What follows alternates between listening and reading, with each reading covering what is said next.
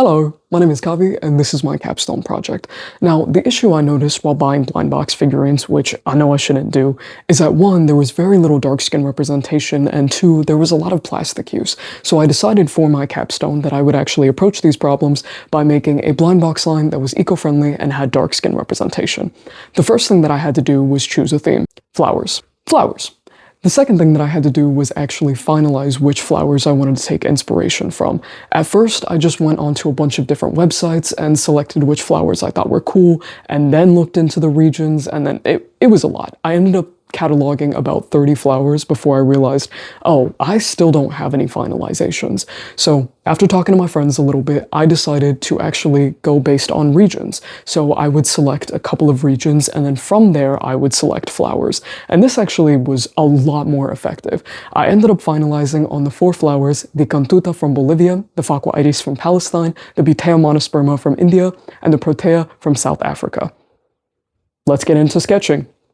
Now that I had the 4 figurines pretty finalized, I wanted to do a little bit more research into the actual cultures and attire of each of these figurines. That actually ended up inspiring a lot of the character design. For the Protea, I noticed that there were 3 genuses that I really wanted to focus on: the brown-eyed Protea, the King's Crown Protea, and the Blushing Bride Protea.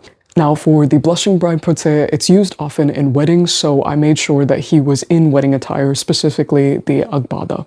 And then for the King's Crown Protea, it kind of looks like a king's crown, so his headpiece is a crown that looks like the Protea. And then the final thing is that the brown-eyed Protea kind of has like little fuzzies that come off of the side of it that are white, and so I figured to make him an old man and give him white hair. Seemed like the right thing to do. For the Facua iris, I took a lot of inspiration from the actual shape and the color of the flower itself, and then the cultural attire of Palestine, which was the thobe and the headpiece. So that was pretty shaped in order to look more like the flower. For the Butea monosperma, I learned that the flower is actually nicknamed the Flame Princess, so using Kuchipudi seemed like a perfect alternative. Kuchipudi is an Indian classical dance form that is incredibly expressive, and oftentimes they have wide eyes and really big characteristics and really big movements. So when I heard flame, it just seemed perfect. So I ended up inspiring her whole character design off of Kuchipudi and then made the flowers in her hair, the Butea monosperma themselves. And then for the Cantuta flower, I ended up basing it on the Bolivian folklore. But unfortunately, I did have to scrap this flower. It was my favorite design, but I couldn't do it with the figurines and the mold making process, which you'll see in a little bit of why, but unfortunately that is scrapped, so it's just the other 3 figurines for the rest of this video. Sorry. But now that that was done, it was time to get into getting materials. Now, for the materials, I had 3 criteria. 1, it had to be cheap. I am still a college student. 2, it had to be accessible. I had to make sure that I didn't have to worry too much about shipping or suppliers just running out or something like that. And then 3, it had to be eco-friendly. That was the whole name of the game. After doing a lot of research on YouTube, I ended up finding a lot of really good videos and chose these 5 materials. 1, clay for prototyping. 2, gelatin for molds. 3, cardboard for the actual figurines themselves. 4, natural earth acrylic for the actual paint, because apparently acrylic paint is made out of petroleum. I had no idea. And then 5, shellac for the actual sealant. So with all of these materials finalized, it was now time to collect the clay. This was a really great time. I enjoyed it. I went to the creek that was like nearby my house, and there was actually a lot of clay around. If you see any like crackles on the ground or something like that, that's actually just clay. You can take that and you can process it the way I did and make yourself some clay. And now that I had that, it was time to get into the figurine making. I kind of thought, oh, okay, well, I've worked with air-dry clay before, and yeah, sure, I'm a digital artist, but again, I've worked with clay before. This should be okay, right? It was not okay. I failed a lot. I failed like a lot. There was just something about the clay itself. It reacted a little bit differently than I was expecting. Sometimes it wasn't too smooth. It cracked a lot. Like, it cracked a lot. And I honestly don't know what I was expecting, because obviously it hasn't been processed like other clays. It's going to react differently. But man, I was not prepared for how differently it would react. I went through so many different prototypes, hours and hours of testing, just to come up with the same results, just for things to be even more cracked. It was It was not a great time. But finally, I had made a decent enough prototype where I was like, okay, I should go through the molding process because I was recommended to go through the whole process with one figurine and then do it for the rest. The molding process also gave me issues. Oh my lord, it seemed so simple in the video, but two-part molds had their own issues too. One, gelatin takes an incredibly long time to cure, about 16 hours for two-part molds and 8 hours for one-part mold. Two, the prototypes would actually break on coming out of them because I didn't fire them in a kiln, I didn't want them to explode, so the prototypes that I was using were not stable enough to go into those gelatin molds without breaking. And then three, there would be bubbles that would sometimes appear that if they were in the mold, they would also impact the way that the figurine came out. I started stressing, okay? The molds were going wrong, the figurines were going wrong. I was very confused. I hadn't even gotten to the cardboard process yet, and I was running out of time. But the whole reason why I needed the molds to work was because I needed to go through the cardboard process, right? Because I can't paint on the clay, right? I can't paint on the clay, it's ceramic, it doesn't work that way. I had been lying to myself. It was perfect. It worked perfectly. I did not need to make the molds. I didn't need to make the molds. Oh my god. Now that I didn't have to make the molds, I was so happy because I could just paint directly onto the figurines and then I could worry about the duplication process after Capstone with the actual launch in July. So now with that done, I just had to get into the painting process, which was honestly really nice. The acrylic paints came out beautifully. They were so vibrant. They made the whole figurine look very saturated. And with the painting process done, it was now time to get into packaging.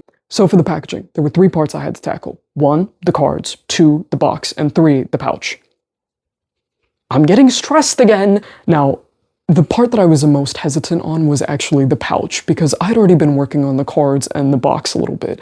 But the pouch, yeah, I knew stitching. But how much did I know stitching? Luckily though, I was raised by the coolest person in the world, and my mom was able to help me out. She's actually a tailor herself, so she was able to do it incredibly quickly. And I mean in like 10 minutes quick. And she came up with this. Dude, this looks beautiful. But also, this is just old fabric that we had from our boutique and our scraps, so it works perfectly with the project as well. I want to make all of the pouches in the future just from old fabric to help the fabric waste issue that we have in all of our landfills. So this was perfect. Everybody say thank you to my mom.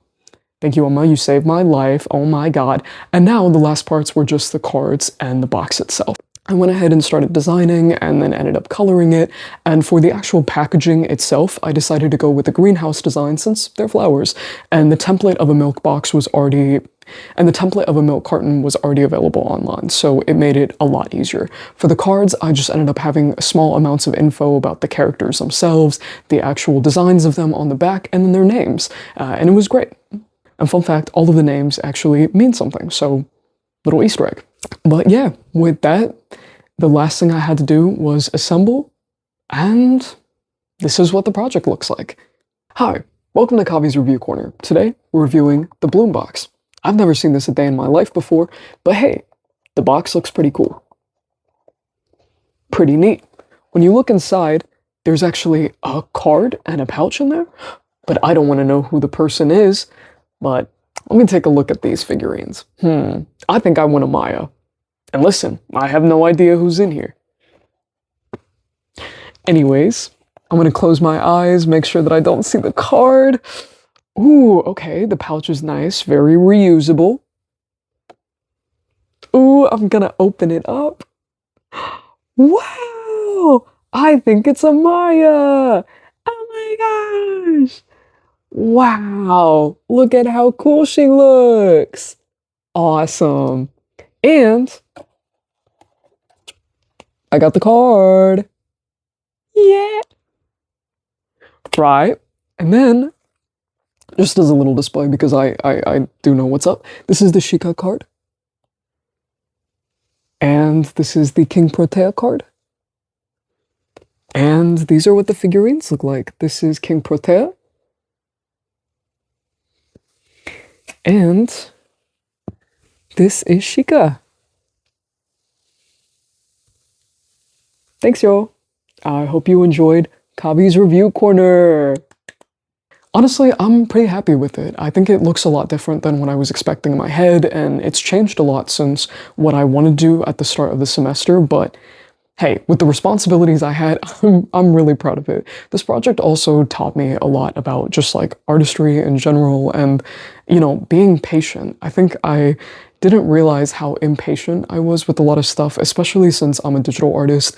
I just was so accustomed to not having any struggles with my materials because everything is consistent and it's precision based. But yeah, with natural ingredients, you just don't have that. So even though it was a learning curve, I do think that my hands have gotten a lot more adapted to working with the clay and, just working with the paints in general and doing a good job. And so I'm really excited for the launch in July. I'm gonna finish up making the cantuta flower, and that will be about that for the process. Oh, and I'll finally figure out the molding process. I couldn't do that for Capstone. I think I literally would have exploded.